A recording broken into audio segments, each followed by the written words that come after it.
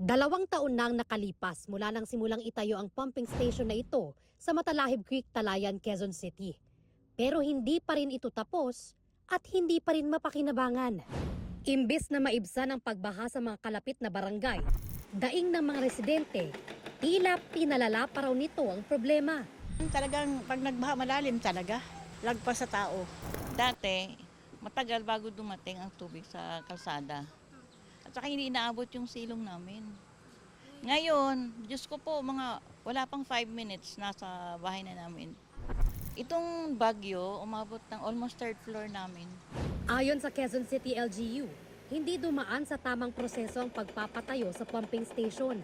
Pinalagan din daw nila ito dahil hindi nila makatutulong sa problema sa baha ang disenyo ng istruktura. Nung na-build itong structure na ito, una, wala pong pahintulot ng lungsod, wala pong certificate of coordination, wala rin pong kahit anong permit. Nung wala ito, less yung baha dito sa area na to.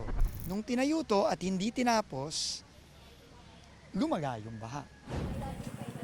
Ininspeksyon kahapon ng DPWH ang pumping station, kasama ang Quezon City LGU at mga kinatawan ng UP Project NOAA at private sector.